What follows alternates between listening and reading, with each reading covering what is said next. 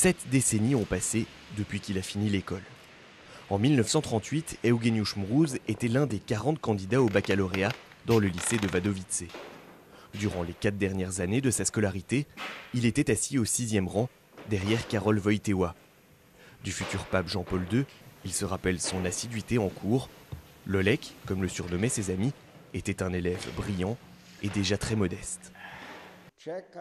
Lors des examens, il était toujours le premier à finir, mais à chaque fois, il attendait que le dernier rende sa copie avant de donner la sienne, pour ne pas le démoraliser. Il était très solidaire.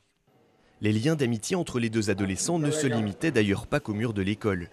Ils étaient voisins à Wadowice. Karol invitait souvent Eugeniusz chez lui pour réviser ou s'amuser ensemble, car le futur pape était déjà très joueur. Lolek adorait jouer au football, alors il enroulait un chiffon en guise de ballon. Il allait dans les buts et son père tirait dans l'appartement. Le péché mignon de Karol Wojtyła, c'était le millefeuille. Il y avait même des concours organisés entre amis. L'objectif, en manger le plus possible sans avaler une goutte d'eau entre-temps. Le recordman en a dévoré 16 d'affilée, mais ce n'était pas Lolek. Karol Wojtyła participait aussi à ces concours.